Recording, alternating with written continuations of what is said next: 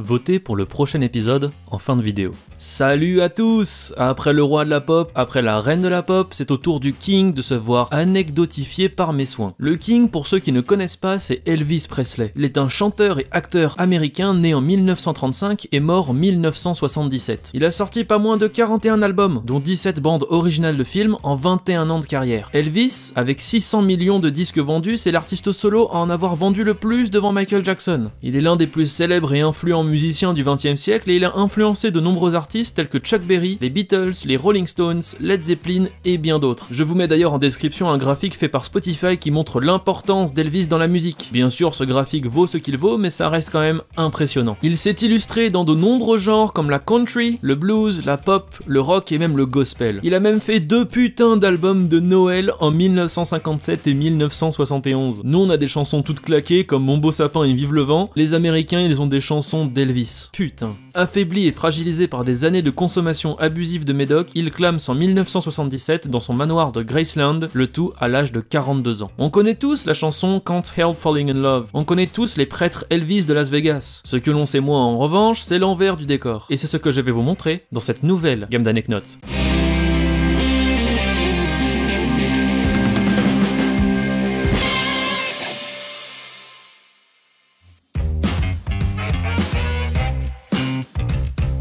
Durant ses études, Elvis a eu des cours de musique. Alors évidemment, on pourrait s'attendre à ce qu'il éclate tout le monde, mais en fait, pas du tout. Il a reçu un C par son prof qui soutenait que la musique n'était absolument pas pour lui. Elvis, dans une interview, raconte avoir simplement expliqué à cet enseignant qu'il n'appréciait pas son style. Laissez-moi vous en dire plus. C'est comme si moi, en cours de français, je disais à mon prof « Ah non, désolé, Zola, c'est pas pour moi, je préfère lire une bonne BD de Gaston Lagaffe. » On imagine bien la gueule qu'a dû tirer le prof quand il a vu Elvis percer dans la musique. Petit fun fact en plus, Elvis a pondu quand même beaucoup d'albums. Ce que l'on sait moins, c'est qu'il n'a pas écrit la moindre chanson tout seul. Sur environ 760 enregistrements disponibles aujourd'hui, il n'en a pas écrit une seule.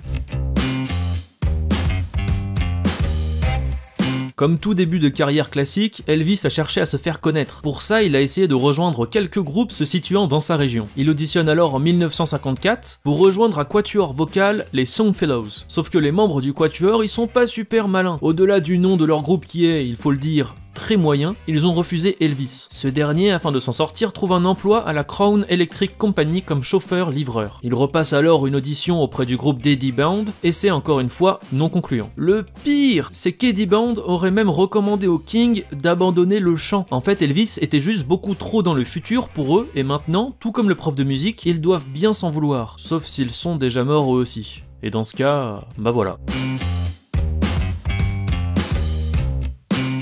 Elvis et les Beatles, c'est un peu les boss du game de la musique. Les deux entités sont celles qui ont vendu le plus de disques de l'histoire. Les Beatles, mais surtout John Lennon, étaient très fans d'Elvis. Ce dernier a même dit « Rien ne m'a vraiment touché jusqu'au jour où j'ai entendu Elvis. S'il n'y avait pas eu un Elvis, il n'y aurait pas eu les Beatles. » Bref, après avoir essayé de se rencontrer à de multiples reprises, en vain à cause de leur emploi du temps plutôt chargé, ils finissent par se croiser en 1965. Selon John, les 4 garçons dans le vent étaient tellement impressionnés qu'ils ne pouvaient pas sortir le moindre mot. Le King aurait alors dit « Écoutez les gars, si vous comptez juste rester là à me regarder, je vais me coucher. » Cette phrase a détendu l'atmosphère et les 5 garçons ont improvisé un bœuf. J'aurais bien aimé y assister perso. L'histoire entre le King et les Beatles n'est pas totalement terminée. En 1970, Elvis rencontre le président Richard Nixon. Il en profite pour affirmer son patriotisme et son mépris de la contre-culture des années 60, à savoir la...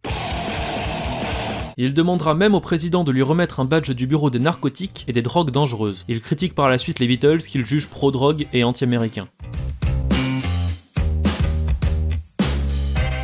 Le 14 janvier 1973 à Hawaï, Elvis donne le premier concert diffusé dans le monde entier par satellite. Celui-ci est retransmis dans 54 pays simultanément et reste encore aujourd'hui le record d'audience pour un spectacle musical avec environ 1,5 milliard de téléspectateurs. Alors pour information, en 73, il y avait à peu près 4 milliards d'individus sur Terre. Donc avec un simple calcul, on peut déduire qu'environ 44% de la population mondiale regardait ce concert. 44%, pratiquement une personne sur 2. Alors à titre de comparaison, le premier pas sur la Lune en 69 a été regardé par 700 millions de personnes dans le monde. Donc on peut facilement en déduire que Elvis est quand même très clairement supérieur à la conquête spatiale.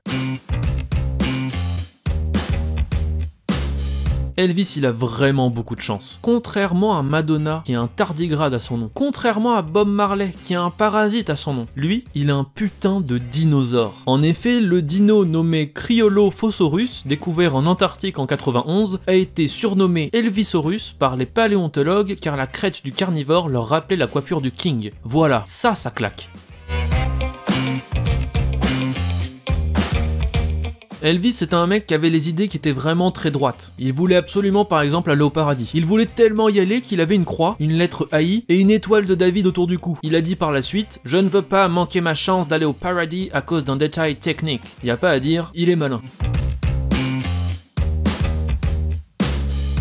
Elvis Presley. C'était un monstre de la musique et c'est d'ailleurs pour ça qu'il a été surnommé le King. Quoi de mieux pour un roi que de mourir sur son trône? Le problème avec Elvis, c'est que son trône, c'était ses toilettes. Longtemps, la version officielle fut qu'il était mort dans sa salle de bain d'une crise cardiaque. Son médecin, George Nick Nikopoulos, a sorti un livre en 2010 dans lequel il démystifie totalement l'image du King et expose sa propre réalité des faits. Selon lui, Elvis a été retrouvé sur la cuvette des toilettes, son pyjama baissé et dans une mare de vomi. L'autopsie qui a suivi son décès a apporté des révélations intéressantes. En effet, son côlon était 2 fois plus large et long que celui d'une personne normale. Une personne normale, entre guillemets, évacue tous les 2-3 jours. En ce qui concerne le King, on a retrouvé des selles présentes dans son côlon datant de 4 à 5 mois. En gros, c'est comme si à l'intérieur de toi, il restait un petit bout de dinde de Noël dans le plus grand des calmes. Si Elvis semblait obèse à la fin de sa vie, ce n'est pas uniquement dû au fait qu'il mangeait pas super bien. C'est surtout dû à ses constipations chroniques.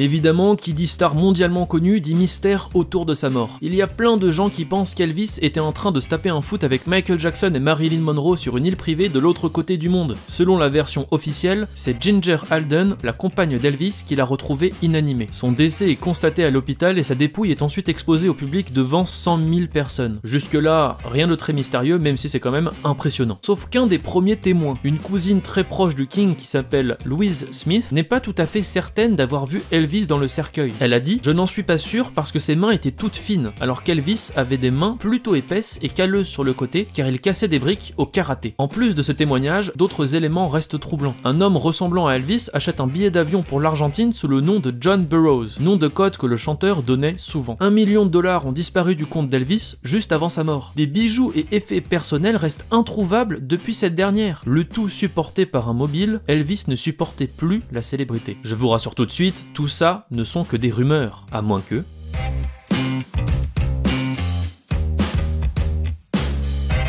Bon, trêve de fabulation, l'épisode est terminé, j'espère que ça vous a plu et si c'est le cas, je vous invite très fortement à liker, partager et commenter. En plus, c'était mon anniversaire il y a quelques jours, donc allez-y, c'est gratuit. Dans le cas où l'épisode ne vous a pas plu, je vous incite très fortement à liker, partager et commenter. L'épisode de la semaine prochaine verra s'affronter 2 poids lourds du milieu de la musique, Prince contre les Who. Vous pouvez voter pour votre préféré en cliquant sur le petit onglet en haut à droite de votre écran. D'ici là, porte-toi bien, écoute plein de musique, tchuss!